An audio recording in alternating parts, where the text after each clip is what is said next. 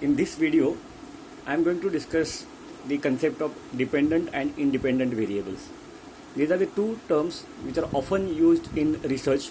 So let us first discuss what is independent variable, then we will discuss what is dependent variable.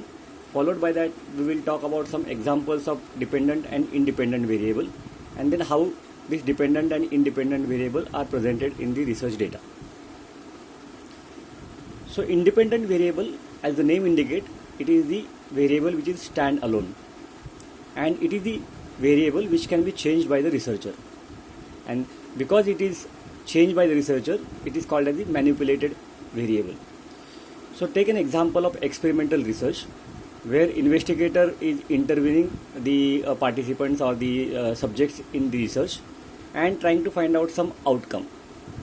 So the variable which the researcher is trying to manipulate or change is called as the independent variable, whereas dependent variable is called as the responding variable. So when the researcher changes the independent variable, there is an effect on the dependent variable.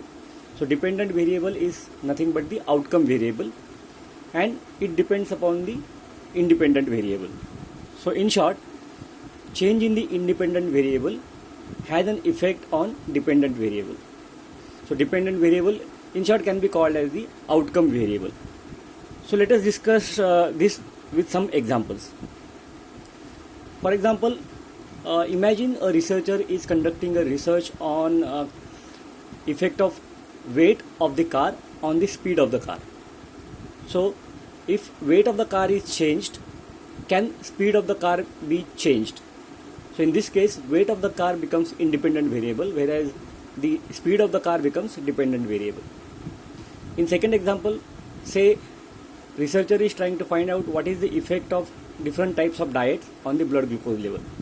So in this case, type of diet becomes independent variable, whereas blood glucose level becomes dependent variable.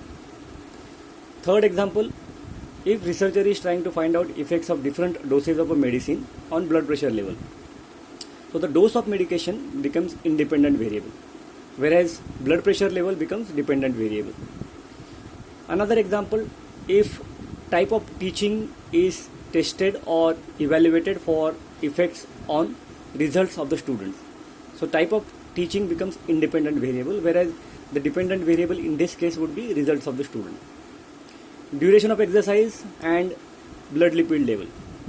So can the duration of exercise has effect on blood lipid level? So in this experiment, duration of exercise will become independent variable, whereas the dependent variable would be blood lipid levels. Another example can be nutritional supplement versus weight. So if researcher is trying to find out whether nutritional supplement can increase the weight or has some effect on the body weight, in that case nutritional supplement becomes independent variable, whereas weight of the person becomes dependent variable.